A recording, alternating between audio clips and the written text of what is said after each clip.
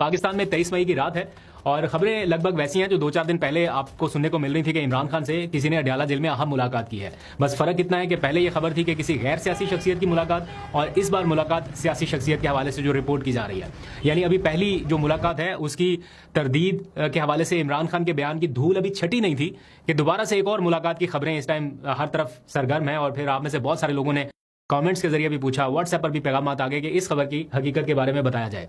तो फिर खुदाई खिदमतगार के तौर पे हम लग पड़े इसको वेरीफाई करने के, भाई पता चलाया जाए कि क्या है। जब हम ऑफिस में पहुंचे तो वहां पे भी यही मौजू है कि जनाब कोई मुलाकात हो गई, और ये इसलिए इंटेंसिफाई हो गया मामला क्योंकि इसमें यह बताया गया कि पहले बैरिस्टर साहब इमरान खान से मिले अडयाला जेल में, उनसे हुकूमत से मुज़ाकरात के हवाले से गाइडलाइंस ली, और उसके बाद हुकूमती वजीर राना सनाउल्लाह से मिले। जब ये दोनों चीज़ों को लिंक करके देखा जाए तो ये खबर बड़ी है और इसकी खोज लगाना बड़ा जरूरी है हमारे लिए कि ऐसा कुछ हुआ है या नहीं। ऑल दो कि अलीमा खान कल ही ये बयान दे चुकी हैं कि अब अगर आपको कोई बताए कि कोई मुलाकात हो रही है, कोई मुज़ाकरात हो रहे हैं या कोई ऐसी चीज़ हो रही है, तो समझ लें कि वो पार्टी का मुखलिस नहीं है, वो इमरान खान के साथ नहीं खड़ा, कोई मुज़ाकरात नहीं है, कोई बातचीत नहीं है। बट स्टिल लोगों को चाहिए ना होप कि कहीं पे कोई कुछ अच्छा हो रहा है, लोग सुनना चाहते हैं। इसलिए जब भी ऐसी कोई खबर आए तो लोग पूछते हैं कि यार शायद कहीं ये खबर ठीक हो, शायद कहीं कोई होप नजर आ रही हो, तो इसलिए ऐसी खबरें ज्यादा सर्कुलेट कर जाती हैं। तो बहरहाल इस खबर की खोज में था, मैंने पहले बैरिस्टर साहब से रब्ता किया, उनसे रब्ता नहीं हो पा रहा था, उनको मैसेज छोड़ दिया कि आपका इस बारे में क्या मौक़िफ़ है, तरदीद या तस्दीक करना चाहें तो आप ज़रूर कीजिए, लेकिन बार बार कोशिशों के बावजूद उनसे तो रब्ता नहीं हो पाया। तो बैरिस्टर साहब के बाद जो सबसे बेहतरीन ऑप्शन था इस खबर की तस्दीक या तरदीद के लिए, वो थे शेख वकास अकरम। चूँकि वो पार्टी के सेक्रेटरी इत्तलात भी हैं और आज पहले दिन वो इस्लामाबाद में भी आ गए हैं, तो जब वो इस्लामाबाद में हैं तो वो हमारी डोमेन में, हम उनसे हर टाइम रब्ता करेंगे। जब वो चले जाते हैं पेशावर तो वो जाहिर बात है पेशावर में बहुत सारे और रिपोर्टर्स हैं, तो वो उनके साथ ज़रा अटैच हो जाते हैं, तो वहाँ पे फिर खबरों का फ्लो ज़्यादा रहता है, तो हमारा राब्ता ज़रा कम हो जाता है। अभी वो इस्लामाबाद में है तो मैंने उनको फ़ोन कर दिया और उनसे मैंने पूछा कि इस खबर की हकीकत के बारे में बताइए, बतौर सेक्रेटरी इत्तलात तरदीद कर दें, तस्दीक कर दें, जो भी है आपका ऑफिशियल वर्जन आ जाए। उन्होंने बताया कि मैंने बैरिस्टर साहब से इस बारे में पूछा है। जब वो कह रहे हैं कि सुबह आप भी हमारे साथ ही थे, सुबह प्रेस कॉन्फ्रेंस हुई तो हम वहाँ पर थे, तो उन्होंने कहा जब आप लोग गए तो मैंने बैरिस्टर साहब से इस बारे में पूछा गया, ये खबरें चल रही हैं मीडिया के ऊपर कि आपकी कोई मुलाकात हुई है, क्या इसमें हकीकत है? तो उन्होंने कहा कि नहीं, ऐसी कोई बात नहीं है, मेरी किसी से कोई मुलाकात नहीं हुई और ये बस ऐसे ही चल रहा है सोशल मीडिया के ऊपर। तो कह रहे हल्की सी सरसरी सी बातचीत हुई, लेकिन फिर भी वो कह रहे हैं कि मुझे थोड़ा सा टाइम और दें, मैं इसको मजीद भी वेरीफाई कर लेता हूं, मैं उनसे एक बार फिर पूछ लेता हूं, ये ना हो कि मेरे से ये बयान दिलवा दें और बाद में कोई और चीज़ पता चले, तो मुझे थोड़ा टाइम दें, मैं रिकन्फर्म भी कर लेता हूं। तो मैंने कहा बिल्कुल आप रिकन्फर्म कीजिए और उसके बाद बताइए। फिर उनका वॉइस नोट आया और उन्होंने बताया कि मेरा अभी भी उनसे रब्ता नहीं हो रहा, कोशिश के बावजूद जैसे ही रब्ता होगा मैं आपको बता दूंगा, क्योंकि अभी मैंने टॉक शोज़ में भी जाना है, वक्त हो गया तो टाइम भी थोड़ा कम है, तो जैसे ही फर्दर रब्ता होगा तो मैं आपको बताऊंगा। ये इस वक्त की स्टेटेड पोजीशन है। दैट मीन्स कि अगर उनके पहली बार पूछे जाने पर बैरिस्टर साहब ने उन्हें इनकार कर दिया और कहा कि ऐसी कोई मुलाकात नहीं हुई, तो फिर मेरा ख्याल है हमें इसी तरफ ही रहना चाहिए। इमरान खान तो ये क्लियर कर चुके हैं कि वो हुकूमत के साथ बातचीत के लिए तैयार ही नहीं है, एट एनी कॉस्ट वो नहीं करना चाहते। तो बैरिस्टर साहब जाके इमरान खान से हुकूमत से मुज़ाकरात के लिए गाइडलाइंस लेंगे, कोई बात समझ में नहीं आती। इसलिए अलीमा खान ने जो कहा है मेरा ख्याल है वो ठीक है कि अगर अब आपको कोई आके कहे कि जनाब बातचीत होने लगी है, मुज़ाकरात होने लगे हैं, तो वो पार्टी के साथ शायद उस तरह से सिंसियर ना हो, अनटिल अनलेस के कोई बहुत कंक्रीट चीज़ हो जाए। अब आगे आ जाइए ज़रा, ये तो है ना वो खबर जिसकी तरदीद या तस्दीक के बारे में थोड़ा बहुत अभाम बाकी है। एक खबर मैं आपको बिल्कुल 100% कन्फर्म बता रहा हूँ, और वो खबर है अली अमीन गंडापुर के 14 रोज़ा चिल्ले के हवाले से। चिल्ले का लफ्ज़ मैं ज़रा ऐसे यूज़ कर रहा हूँ, चिल्ला नहीं था। बेसिकली अली अमीन गंडापुर ने 14 रोज़ तक महाज संभाले रखा है इस्लामाबाद में खैबर पख्तूनख्वा हाउस का। हम इस्लामाबाद में मौजूद हैं, इस बारे में मुझे ये आइडिया नहीं था। उनको मैंने 3-4 बार मुख्तलिफ इवेंट्स पे देखा। फॉर एग्जांपल वो गए अडयाला जेल में मुलाकात करने, फिर अलीमा खान के साथ उनकी इस मुलाकात हुई जो मैंने आपको बताया था कि एक बहुत बड़ा ब्रेक थ्रू हुआ, सीज़ फायर हो गया। फिर कारकुनान के साथ उनकी मीटिंग रही। फिर जिस दिन अभी इस्लामाबाद हाई कोर्ट के बाहर एहतजाज किया PTI ने, उस दिन भी जितने लोग आए थे उनको KP हाउस में होस्ट जो कर रहे थे वो अली अमीन गंडापुर थे। उनके साथ फिर उन्होंने मुलाकात भी की, लेकिन वो बहुत ज़्यादा फ्रंट फुट पे नजर नहीं आ रहे थे। तो खबर यह है कि अली अमीन गंडापुर ने पिछले कोई 14 दिन, ये बहुत ही क्लोज सोर्स हैं जो उनके करीबी सोर्स हैं, उन्होंने बताया कि उन्होंने इस्लामाबाद में गुजारे हैं।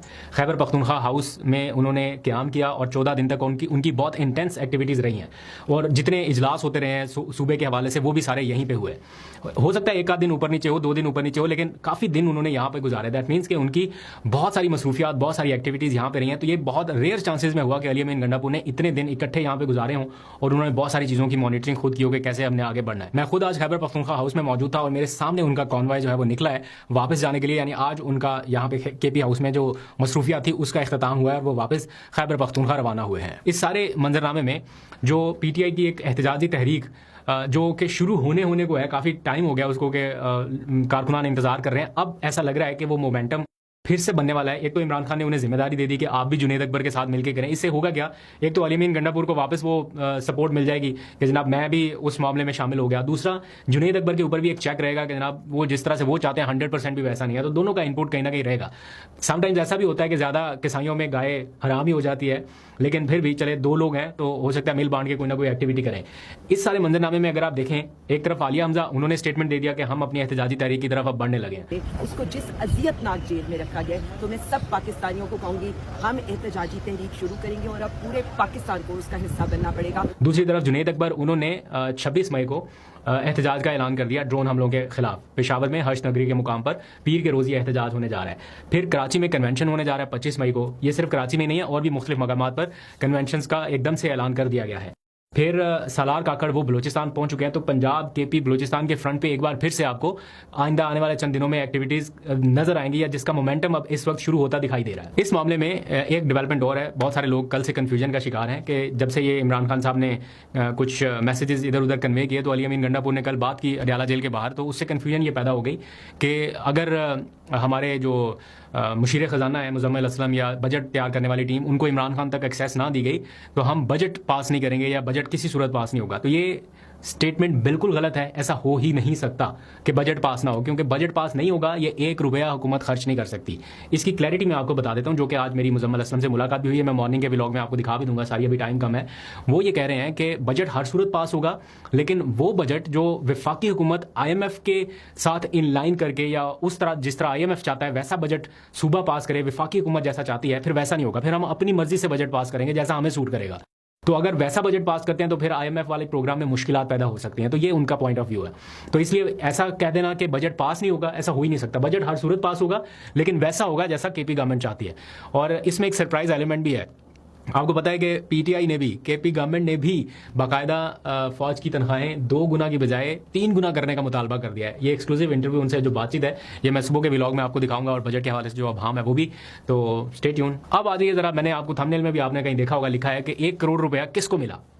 अब 1 करोड़ रुपए की रकम जो है वो मिली है इस्लामाबाद हाई कोर्ट के जो नौ मुंतखब सदर या वो जो नई बॉडी है उनको हुकूमत की जानिब से मिली है। ये आपको याद होगा, वाजिद गिलानी नाम के एक शख्स हैं जो इमरान खान के नाम पर वोट लेके बार के प्रेसिडेंट बने, और फिर इन्होंने कुछ टाइम के बाद हुकूमती कैंप ज्वाइन कर लिया, और आज़म नज़ीर तारड़ साहब के साथ इनकी मुलाकातों की तस्वीर भी सामने आई। और इस सारे सूरत हाल के दौरान इन्होंने क्या किया कि जो एक दरख्वास्त गई थी सुप्रीम कोर्ट में जजेस के तबादलों के खिलाफ सीनियरिटी वाले इशू के ऊपर, वो दरख्वास्त इन्होंने वापस ले ली थी। और अब जो है पता चला कि इनको 1 करोड़ रुपया जो है वो दिया गया है फ़ंड की सूरत में हुकूमत की जानिब से। ज़ाहिर बात है हुकूमतें देती हैं, ये कोई पहली बार नहीं हुआ, अनोखी चीज़ नहीं है। लेकिन इन सारी खबरों में खबर ये है कि एक शख्स जो इमरान खान के नाम पर उसके वोट पर मुंतखब हुआ, उसने फिर हुकूमती साइट ज्वाइन कर ली, फिर सुप्रीम कोर्ट से एक पटिशन वापस ले ली, और चौथी डेवलपमेंट के तौर पर उनको 1 करोड़ रुपया जो है वो मिला है कि जनाब आप खर्च कीजिए, आप जो भी करना है इसका वो कीजिए। फर्दर क्या है, हाँ आखिर में जाते जाते लाजमी जिसके ऊपर मैं बात करना हर रोज़ सोचता हूँ कि मैं इसके ऊपर बात करूँगा, कभी कभी स्किप हो जाता है। गज़ा के मुसलमानों के लिए अपनी आवाज़ उठाना मत रोकिए, क्योंकि इस टाइम जो वहाँ पे हालात हैं, मतलब मैं देख रहा था वहाँ पे बताया गया है कि even a bread is a battle. उधर इस तरह के हालात हैं कि एक निवाला वहाँ से हासिल करना खाने के लिए मुश्किल होता जा रहा है। एक जंग जैसा माहौल है। ये विजुअल्स में भी आप देख रहे हैं कि एक रोटी का टुकड़ा पकड़ने के लिए या खाने का निवाला पकड़ने के लिए लोग किस किस्म की जद्दोजहद कर रहे हैं। तो अल्लाह ताला वहाँ के मुसलमानों पे अपना खुसूसी रहम करम और फजल फरमाए और इनकी मुश्किलात जल्द हल करे। अगर ट्रंप पाकिस्तान और इंडिया में सीज़ फायर करा सकते हैं तो इसराइल और पैलेस्टाइन में क्यों सीज़ फायर नहीं हो रहा? अरब ममालिक इतनी ह्यूज इन्वेस्टमेंट अगर कर रहे हैं अमेरिका में, इतने बिलियन डॉलर्स दे रहे हैं अमेरिका को, तो क्या अमेरिका वो सारा कुछ इसराइल को भी देगा कि जनाब कंटिन्यू करें वहाँ पर जो भी आप कर रहे हैं? तो इस मामले में थोड़ा सा मेरा ख्याल है देखना होगा। इतनी ह्यूज इन्वेस्टमेंट से पहले ट्रंप को कायल करने की कोशिश की जानी चाहिए थी कि सीज़ फायर फौरी तौर पर होना चाहिए, वहाँ के लोगों की ज़िंदगी आसान होनी चाहिए। वो चीख चिल्ला के कह रहे हैं कि खुदा के वास्ते ये जंग बंद कर दें, हम भाग भाग के थक गए हैं। जिस जगह पर जाते हैं वहां से ऑर्डर आ जाता है कि ये जगह भी छोड़ो, इनखला करो, वरना यहाँ पे बमबारी होगी। तो लोगों को पता नहीं है वो कहाँ पे रहें, कैसे सोएं, कैसे गुजारा करें। बहुत मुश्किल हालात में है, तो इसलिए उनके लिए आवाज़